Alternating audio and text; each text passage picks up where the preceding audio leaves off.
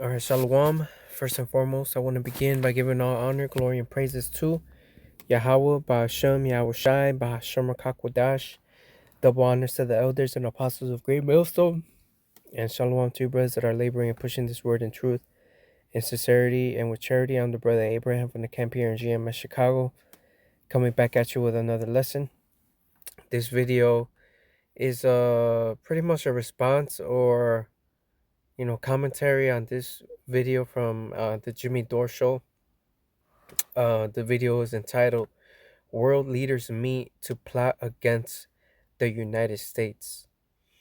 All right, and I'm going to just read what it says here for the video. It says, under Donald Trump, foreign policy consisting of sanctions and threats of war against perceived enemies has weakened America's global standing and accelerated the rise of alliances like BRICS and the Shanghai Cooperation Organization.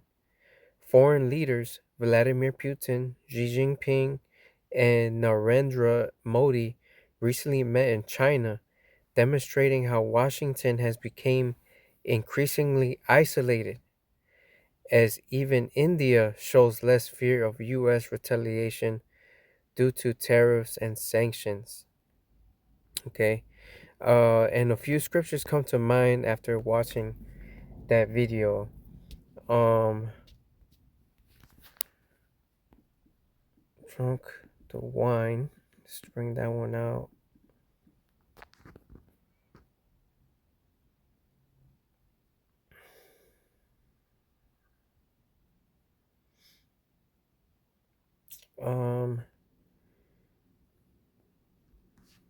Let's see. Nations. All right. Yeah, this is it right here. Jeremiah 51:7. All right. It says, Babylon hath been a golden cup in the Lord's hand that made all the earth drunken. The nations have drunken of her wine. Therefore, the nations are mad. Right? So it says, Babylon hath been a golden cup in the Lord's hand, meaning the Lord was in control the whole time, and the Lord used Babylon, okay, and set them up, put them in power, and used them to afflict his own people, the Israelites, right, for their iniquity. Okay, and this golden cup looks beautiful, it looks nice, all right, alluring, and to the nations, that's how Esau got the nations drunk, right? Wine represents doctrine, philosophy, all right, and influence, which America's influence touched the whole world, okay, through trade and commerce, okay, and even by Hollywood, the media, all right, television, movies, things like that, okay, and all the nations have drunk of the wine of America. And just like when you drink wine, you get intoxicated, you get drunk, okay? And now the nations are waking up from their drunkenness, their and they realized that America was never their friend. America was never for them to prosper, right? The America only wanted to take advantage of these nations, right? Just like America's doing now, doing all these tariffs and threats of war, and I'm gonna bomb you, and you don't want to do this because we'll bomb you and do this and that. All right, we're gonna put this percent of tariffs on you because you don't want to give us this or that. All right, look at what America has done in the so-called Middle East, right? The overthrowing of governments and setting up puppet leaders to control that country and its resources. Right now, the nations are mad. Right? Let me continue reading. It says, Babylon is suddenly fallen and destroyed. How for her take balm for her pain, if so she may be healed. We would have healed Babylon, but she is not healed. Forsake her and let us go every one into his own country, for her judgment reacheth unto heaven and is lifted up even to the skies. So there is no cure or healing for Babylon, right? The Lord is mocking Babylon here, all right? And all the nations that dwell here in America are all, saying this is not the American dream. This is not what we thought. It's more convenient for us to just go back to our own country, all right, and live there, because this just ain't it, all right? So now let's get Revelation 17:4. And the woman was arrayed in purple and scarlet color, and decked with gold and precious stones and pearls, having a golden cup in her hand, full of abominations and filthiness of her fornication.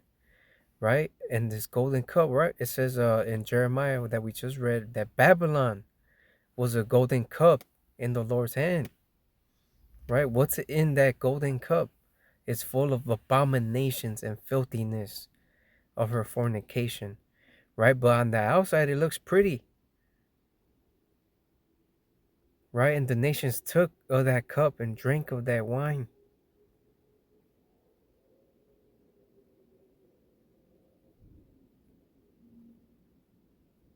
All right, and now let's get beast shall hate, Revelation 17:16. And the 10 horns which thou sawest upon the beast, these shall hate the whore, and shall make her desolate and naked, and shall eat her flesh and burn her with fire. So these 10 horns, right, which if you read in the beginning, it represented 10 kings or 10 kingdoms, right? And these all were affiliate with this beast. All right, but now there's division. Now these kings hate the whore, right? Because they drank of her wine and realized that they got played by America. So now they're like, man, fuck this America. Let's do our own thing. Let's set up um our own club over here. Let's make bricks. Let's operate outside the dollar. Right? Let's trade in the currency we want. Let's not trade in the dollar.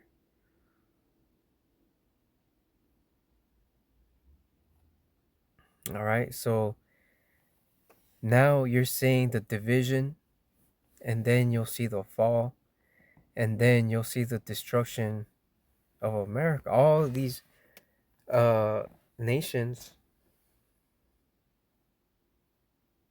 all right, as it says here, shall make her desolate and naked, and shall eat her flesh and burn her with fire. They're gonna bomb and nuke this place.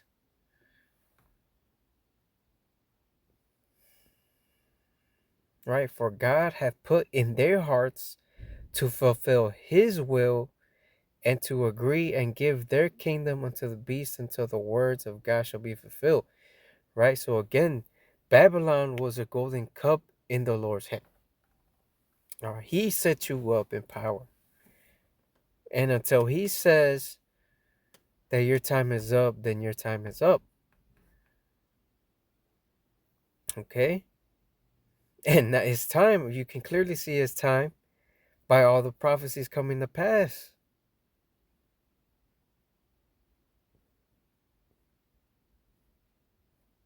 All right, you cannot deny prophecy. Prophecy is how we measure the time. the tokens that we see is proof that this kingdom is finished, it is done, it is reached its end. That kingdom has been numbered and it has been found wanting. Alright.